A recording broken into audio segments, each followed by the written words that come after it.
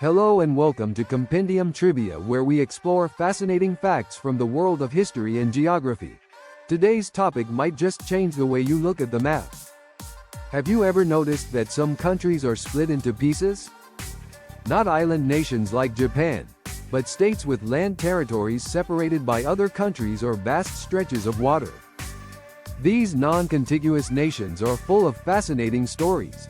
Let's dive into some of them and discover how and why they got this way. Let's begin in Southeast Asia with Malaysia, a country literally split in two. Malaysia has two main land regions: Peninsular Malaysia, attached to Asia mainland, and East Malaysia on the island of Borneo. Between them there is 600 kilometers of South China Sea. This split dates back to British colonial times. The territories on the Malay Peninsula and on the Borneo Island were administered separately.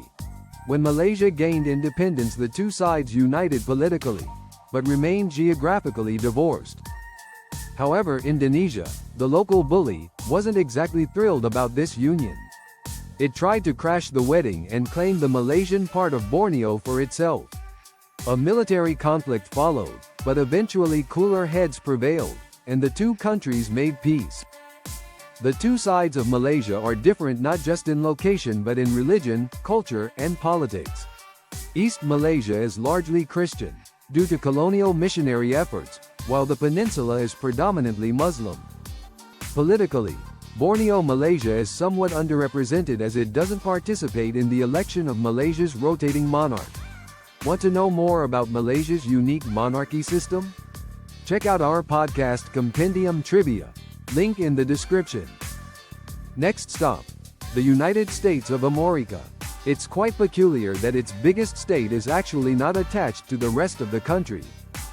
Alaska sits in the northwest corner of North America landmass, separated from the rest of the US by over 800 kilometers of Canadian territory.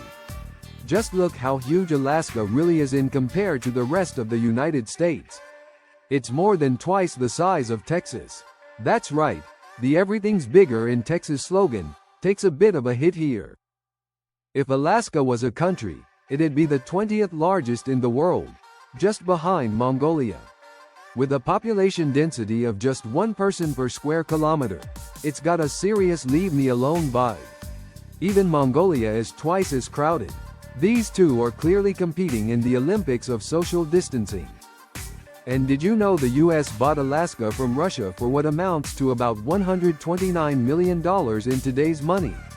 People called the purchase plain stupid, until gold and oil were discovered. Now it's seen as one of the best land deals in history.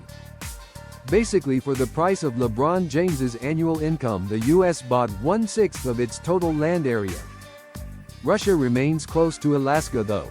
Thanks to the Diomede Islands, the two nations are separated by barely 3.8 kilometers. To put it in perspective, it's like a Rocky Balboa versus Ivan Drago boxing match, intense and ready to explode at any moment. Speaking of Russia, the world's largest country also owns one of Europe's oddest geopolitical puzzle pieces, Kaliningrad.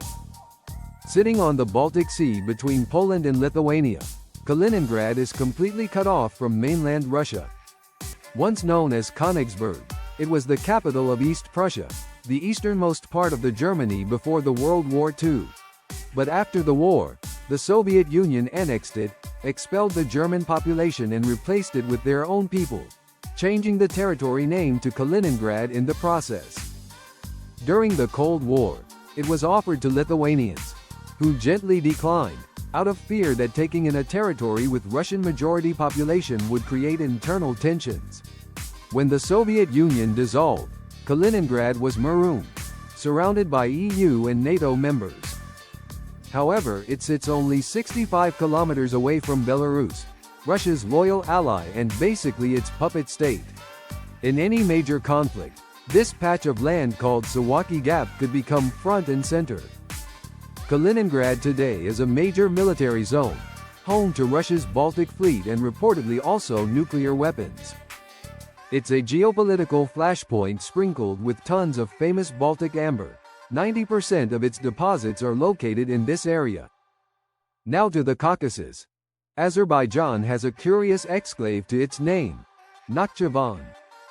This slice of land is so close, yet painfully far from mainland Azerbaijan, separated by the southern part of Armenia. Soviet cartographers played around with this region a lot, drawing lines that pitted Azeris and Armenians against each other. After the USSR collapsed, the conflict between them flared up and has been simmering until this very day. Following renewed fighting in the 2020s, Azerbaijan demanded an exterritorial corridor through Armenia to connect Nakhchivan, a demand that remains unresolved and quite controversial. There are fears that in the future, Azerbaijan may attempt to annex the southern part of Armenia to forcibly reconnect its mainland with the Nakhchivan exclave. Today, Nakhchivan is autonomous, culturally distinct, and geopolitically sensitive. Time will tell what happens next, but one thing's certain: this long-standing territorial drama is far from over. Let's return to Borneo, an island with a clear tendency for divided territories, and meet Brunei, a tiny nation split in two by the Malaysian state of Sarawak.